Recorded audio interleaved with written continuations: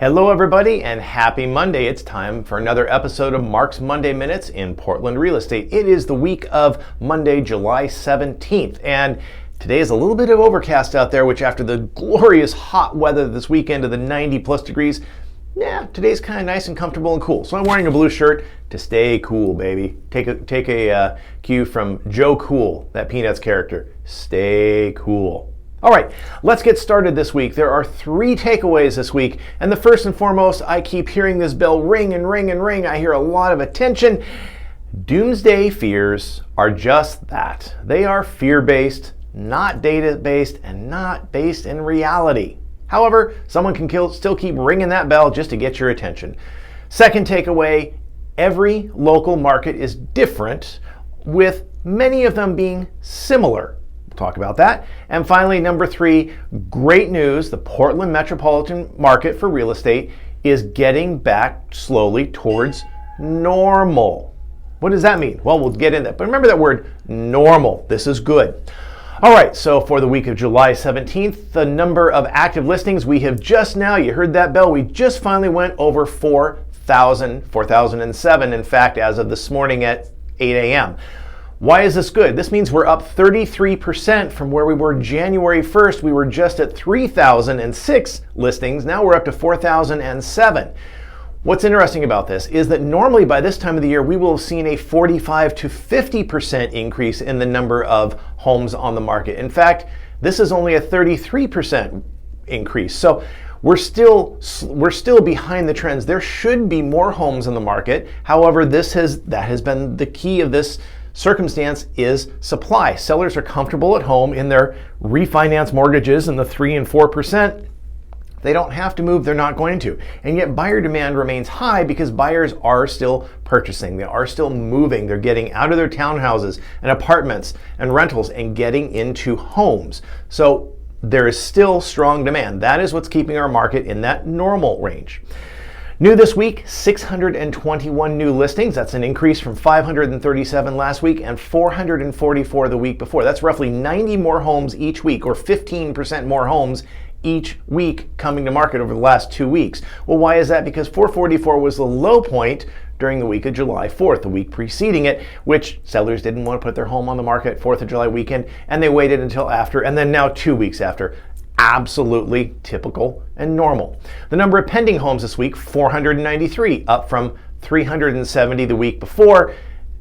Again, normal. Buyers waited they were looking that week of 4th of July, waited until the following week to put the home in contract as pending, and that's where we're at. Number of sold homes, 360, once again tracking right on, since those were homes that went in contract a month ago, tracking right on there. Now, what's interesting, the number of homes with a price adjustment, this is the time of year where we start to see, and we hear about more homes, we see price drops, price adjustments, as we like to call them in the real estate industry. Well, why is this? Because if you've had a home on the market, we typically have hit the peak of our market by the beginning of July. Now, this year, we think it's going to extend into the end of July, beginning of August easily. We've just pushed it along a little bit later. So the percentage of price adjustments, we're at 26.3% of the current listings have had a price adjustment. So just over 1,000 of those listings, in fact 1,057, have had a price adjustment of $99 or more. Now a national average right now is sitting at about 32 to 33%. So Portland is still ahead of and having fewer price adjustments than the national market. But again, we talked earlier about those local markets being a little bit different. The number of homes coming to market, I'm happy to see there are 46 homes that will be on the market in the next 21 days that I as an agent can see, but you're not going to find on Zillow or Redfin or any of those other portals. Reach out to me, I'll let you know about them in advance. I can do that. I get you the details and who knows, maybe hook you up so you don't have to be battling with others on that. Number of sold homes in the last 30 days, 1,588. This gives us roughly a supply of 2.5 months, 2.5 months of inventory, ticked up slightly from 2.3 months of inventory last week and 2.2. Okay, we're getting, again, this as our supply grows, this is good. Buyers get a little more choice because right now they've only had 3 candy bars in the entire candy store to look for, and now they have a 4th one. So, okay, a little better odds for them. Now for the 4-car garage homes, there are currently 123 homes on the market with a 4-car garage or larger. 36 of these are below $1 million, the affordable garage homes as we like to call them here on this channel. The new homes this week, 15 new homes with a 4-car garage, 8 of which with a 4-car garage. That's half of them, folks. That's good. Last week it was only 6. The week before then, the week of July 1st, there was only 1 that was under $1 million that came on the market. This week we've had 8. So big improvement. Buyers, if you're looking for a garage home, better selection. In fact, there's an awesome one out in Northeast 159th that I just saw come on today with a 4-car garage with a 2-post lift in it for $725. Ask me about it. I'll get you the details. The number of pending homes this week, 6 of them, with 3 of them being under $1 million. The number of sold homes in the last week, 4, with 3 of them being under $1 million. In the last month, we've sold 29 homes with a 4-car garage or larger, making 16 of them under $1 million, giving us about 2.25 months worth of inventory for the under $1 million and about 4.25 months of inventory for those above $1 million. Those are multi-million-dollar homes. They are going to take longer to sell. That's just the fact of life.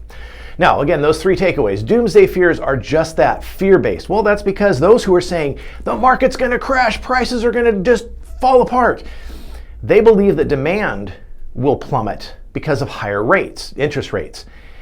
And then when that happens, when the buyers just evaporate, then the sellers can't sell, there's no one to buy them, and then home prices will then drop. Well, they're reliving 2007, 2008. That simply does not apply. The government was far more involved back in leading up to 2007 and 2008, and we are nowhere near the inventory. Back at that time, we had 22 months worth of inventory. Right now we have what, 2.5? 10 times as much? Come on, folks, that's not reality. We're not going to see that magnitude of change in any short amount of time. What we are going to see is that buyers have frankly adjusted to a 7% mortgage interest rate. Now, yes, do they want better? Absolutely, because we were all accustomed to 3 and 4% just 2 years ago. Well, the fact is we're up to 7. We're probably going to improve and drop down. Remember, next year is an election year, so I'm guessing there's going to be a little pressure to push those interest rates down. The reality is sellers are still reluctant to sell, buyers are still willing to buy, so demand is still going to remain high. So any fears of this crash or a bubble popping, they're just the doomsayers. They're just like ringing that bell. They're getting your attention, but it's just not doing anything. Now, we talked a little bit about markets, local markets. Portland as a local market is still doing well, fairly robust. Yes, it is less affordable as many of the West Coast markets go. However, it is perhaps the most affordable on the West Coast. It's absolutely more affordable than other markets that we have seen a decline in. Arizona and Texas in particular, yeah, we've seen those local markets drop because they were so overblown last spring, last April through June, that they absolutely went up way too high, and now they're coming back down to a more normalized rate. Portland, although we saw frenetic activity, it has come back down to a more normal level, but we're still seeing appreciation, single digit, albeit single digit percentage, but as of now, still appreciation. Now, long term, just remember, real estate typically appreciates at 4.5% over the last 30 years. Now, that's offset, of course, by interest rates and mortgages that right now can eliminate much of that, but that's where your negotiation comes in. You can always refi in the future, as we've learned in the last 4 years. The discussion should be around affordability, not around crashing. But that's my opinion. I absolutely am still a firm believer, and I work in and I invest in real estate because for me, real estate for the long term is one of the best performing long-term investments you or your family can have. And it's real hard to live underneath a piece of stock. All right, folks, have a wonderful week. It's 9 minutes. I gotta go. Bye.